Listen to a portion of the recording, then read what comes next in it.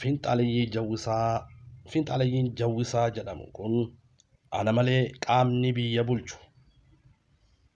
bulchu qabu hin jiru ilaalcha jedhu warra qabanidha. Warri kun warra amata 550 uummata Oromootii fi uummata sabaa fi sablammoota gabroomsaa ture. Uummanni kun azalaa warra uummata kaleessa haadhaa fi abbootii teenya harka irraa ciraa ture. Warra harma irraa ciraa ture.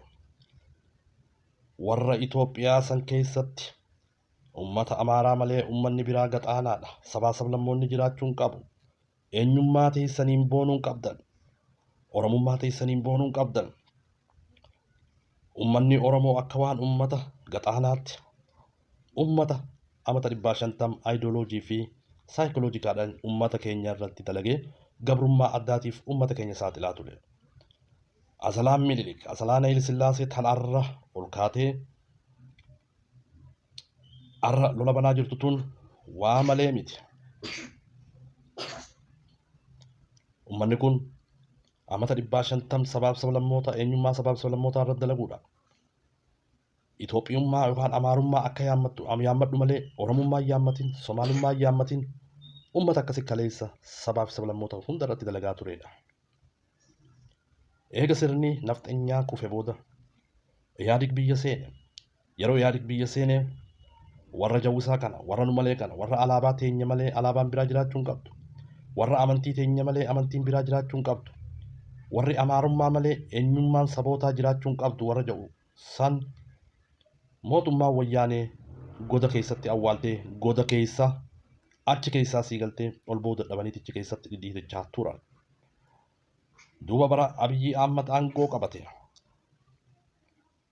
Fedhii uummata kanaa guutuudhaan, uummata kana jajjabeessuudhaan, uummata kana hidhachiisuudhaan uummanni kaleessa qabrii keessa ture, uummanni kaleessa awwaalamee ture, uummanni kaleessa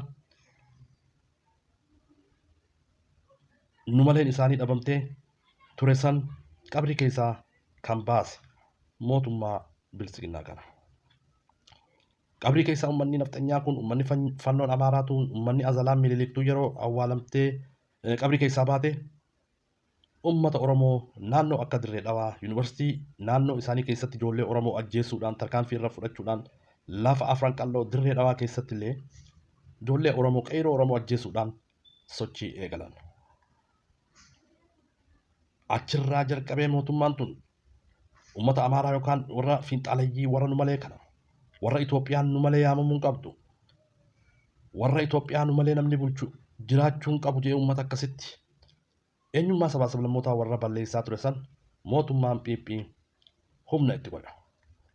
Yeroo humna itti godhe uummanni kun yeroo Piraayim Ministeeriin Abiyyi Ahmadiis fannoo bakka feenetti ergan ilaa Somaaliyaan baafne yeroo jedhu humna itti godhu lola Tigraay irratti waan isaan hirmaataniif lola Tigraay irratti fannoo wanni hirmaatteef Tigraay fi naannoon Amaaraa ollaa waan taateef Tigreen lafa isaanii waan seente qofaaf lola san irratti hirmaatan malee jaalala biyyaatiif takka mootummaa Abiyyi tana jaalataniiti miti. Achirratti kan ijoolleen Oromoota waraana makalaakiyaa keessa jirtu isaan gargaaruudhaaf wayyaanee dha'uudhaaf dheeyxe ijoollee Oromoo duubarraa nama hedduu ajjeesaa turan warri fiinxaalayyiin Amaaraa kun. Seenaan kun seenaa kaleessaati. Seenaa lola kaaba Itoophiyaa Tigraay fi mootummaa Itoophiyaa jidduutti godhame irratti dargaggoota Oromoo yookaan humna hidhate kan Oromoo kan waraana mootummaa keessa jiru duubarraa ajjeesuudhaan ableendiruudhaan jibbaa Oromoodhaaf qaban mul'isaa turan. Uummanni kun uummata nu maleeti. Uummata olaantummaa saba tokkoo bichaa yaadu. Uummata olaantummaa amantii tokkoo bichaa yaadu. Azalaa Minilik, Azalaa Hayile Sillaasee uummata akkasiiti.